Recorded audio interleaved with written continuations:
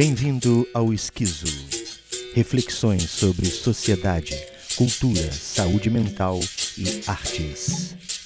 Esquizo, um podcast inquieto, com Antônio Toninho. No episódio de hoje, o patológico poder branco.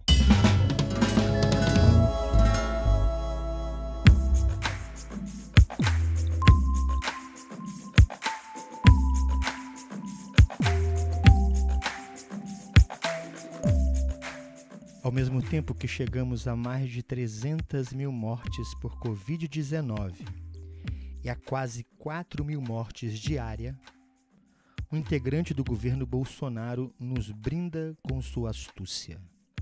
Fazer um símbolo supremacista branco tentando ser dissimulado em uma solenidade oficial do Senado Federal. Gesto que ao mesmo tempo demonstra infantilidade e crueldade. Infantilidade porque parece ter o mesmo objetivo daqueles tipos de gestos de chifre que se faz com as mãos sobre a cabeça dos amigos quando se tira foto. O objetivo é dar risada, ridicularizar e ficar famoso na turma dos que comungam com a mesma lógica. Crueldade porque esse gesto demonstra que a pessoa que o fez concorda com a ideia de que a humanidade é dividida em raças e que existem raças superiores e inferiores. Gesto que comunga com as mortes e torturas feitas pela Ku Klux Klan, com toda a ideia de escravidão e com o extermínio de judeus, romenos e índios. É deste lado da história que esse gesto se encontra. Vamos pensar sobre a lógica deste senhor para demonstrar que a única saída para seu tipo de pensamento, enquanto pessoa nascida no Brasil, seria começar por destruir a si mesmo. Explico. Pensemos nas seguintes situações hipotéticas. Imagine este senhor que fez o gesto supremacista branco em uma manifestação white power em Charlottesville. Empolgado de estar ali, no meio de seus supostos amigos supremacistas brancos, começasse a gritar: "Sou um branco brasileiro! Sou um branco brasileiro!" Vocês acham que os supremacistas brancos americanos do norte consideram o brasileiro uma raça branca e pura na lógica deles? Ou será que este senhor estaria em sérios apuros, como se fala nos filmes americanos? Imagine agora este senhor em uma festa do clandestino partido neonazista, o Nacional Democrata da Alemanha. Depois de tomar algumas cervejas, se empolgue e, se soubesse falar alemão, gritaria em perfeito sotaque: "Sou branco brasileiro!" Como vocês acham que um supremacista branco alemão enxerga um brasileiro? Como alguém que pertence à genealogia caucasiana? Um perfeito exemplar da raça branca? Acho que mais uma vez este senhor enfrentaria grandes problemas e talvez fosse sorte sair dali sem se machucar. Uma história serve para exemplificar o que eu estou querendo demonstrar. Nos anos de 1990, existia nos subúrbios carioca e paulista uma profusão de movimento de jovens nas periferias, geralmente ligado a bandas de música. Entre os diversos grupos existiam os punks e os carecas, estes neonazistas. Eles nutriam grande rivalidade. Houveram muitos conflitos violentos entre esses grupos. Para quem se interessar, no meu blog antoniotoni.com.br tem o link para a tese, abre aspas, Carecas do Subúrbio, a experiência urbana narrada pela música, as práticas sociais e a criação de um herói nacional. Conta a lenda urbana que um desses grupos dos carecas enviou uma carta para um grupo neonazista na Alemanha. Bom lembrar que no final dos anos 80 e início dos anos 90 não existia redes sociais e e-mail estava em sua pré-história. Os alemães, por incrível que pareça, responderam à carta dos carecas. E a resposta viralizou, para usar um termo atual, e foi espalhada para seus grupos rivais. Na resposta, os supremacistas brancos alemães diziam que brasileiro não era branco, era uma sub-raça mestiça inferior, e que se os carecas aparecessem na Alemanha, iriam apanhar muito. Nunca esqueci dessa história que na época era motivo de chacota, e diziam que alguns carecas tinham se convertido em punks. Este mesmo tipo de lógica foi magistralmente retratado no filme Bacurau.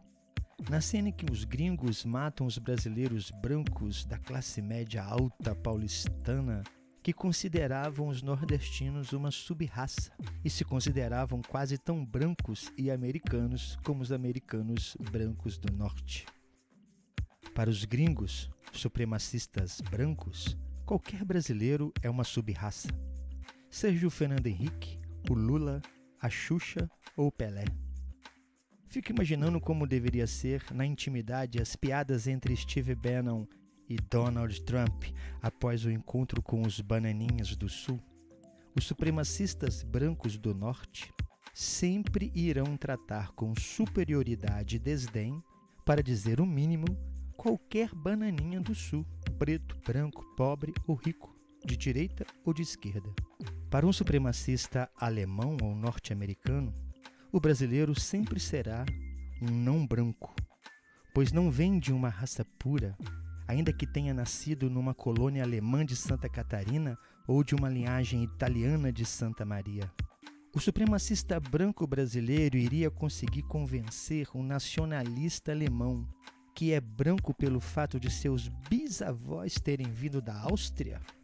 Por isso, que seguindo a lógica que justifica a perversa ideia da supremacia branca, o brasileiro supremacista branco deve primeiro aplicar a si mesmo tudo aquilo que prega para ser feito com as raças inferiores. Os supremacistas brancos brasileiros são uma contradição em si mesmo, e sempre serão mestiços e mulatos aos olhos dos supremacistas brancos do norte, ainda que seu design corporal lembre o modelo estético caucasiano. Basta dizer que é brasileiro para ser um não branco. Aqui é impossível, mesmo para a elite branca que vem de famílias colonizadoras, aplicar a ideia da pureza racial baseada na descendência sanguínea, o tão famoso blood and body. Se fosse possível existir qualquer pureza de raça e sangue, como pensam os supremacistas brancos, o último lugar que encontraríamos pessoas de raça pura branca caucasiana seria no Brasil. Para pensar a mestiçagem, temos que evocar Darcy Ribeiro por um lado e por outro Kimengele Munanga. No primeiro autor encontramos de modo revisado e revigorado a tradição do pensamento sociológico brasileiro que busca explicar o Brasil e o brasileiro pelos ecos da geração de intelectuais de 1870. No segundo autor encontramos o cotidiano das relações sociais e a concretude do racismo expressa na falsa ideia de democracia racial. Mas gostaria de chamar para a conversa o modo como a literatura de Jorge Amado aborda os conflitos em relação à raça no Brasil. Em Tenda dos Milagres, Jorge Amado relata o conflito e a tensão entre Pedro Arcanjo, bedel da Faculdade de Medicina da Bahia, e o professor Nilo Argolo. Arcanjo passa a estudar a origem do povo baiano, transformando-se numa espécie de etnógrafo.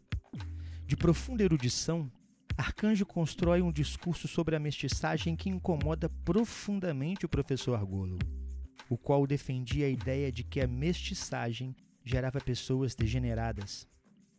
Arcanjo, por sua vez, valorizava o saber das tradições africanas e populares e criticava a postura colonizada que enaltece as teorias do Norte. Nas palestras de Pedro Arcanjo, Jorge Amado desenvolve um manifesto contra o racismo, enquanto através do professor Nilo Argolo demonstra a mais pura tradição escravagista e eugenista da elite brasileira. O professor Argolo é quase uma encarnação de Nina Rodrigues, professor da Faculdade de Medicina da Bahia no final do século XIX, que apesar de ser mulato, defendia as ideias de eugenia e o projeto de branqueamento do Brasil. O projeto de branqueamento, colocado em prática pelo governo brasileiro através do incentivo e apoio aos imigrantes europeus, defendia a ideia de que ao cruzar duas raças inferiores, negro e índio, com uma raça superior à branca, com o tempo iria purificar a raça, ou seja, branquear. Muitos acreditam nisso ainda hoje.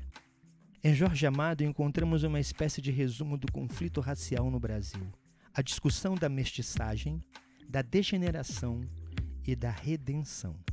Os supremacistas brancos daqui foram formados no seio do pensamento colonialista e, como o professor Nilo Argolo, se sentem colonizadores, mas não passam de colonizados. São frutos direto do pensamento e da lógica escravocrata e carregam a patologia branca dos senhores de escravo. São a expressão anacrônica de um bandeirantismo fossilizado e maliciosamente modernizado na elite extrativista e agroeconômica. O processo de colonização ainda se faz presente no modo como se distribui o poder no mundo e no Brasil, e no modo como se estrutura o pensamento dos supremacistas brancos brasileiros.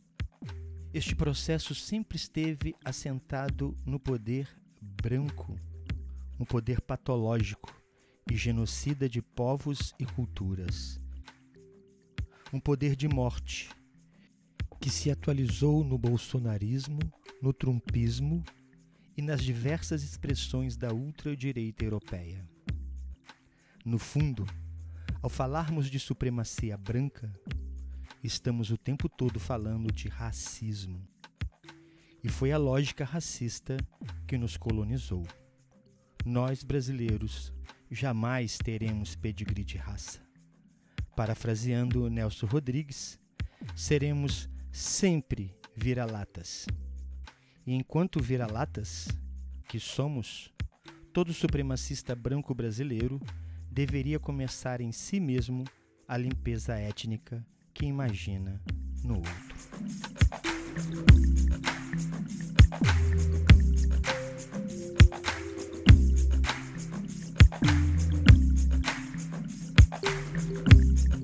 Para informações sobre esse podcast, links e ficha técnica, acesse antoniotoni.com.br.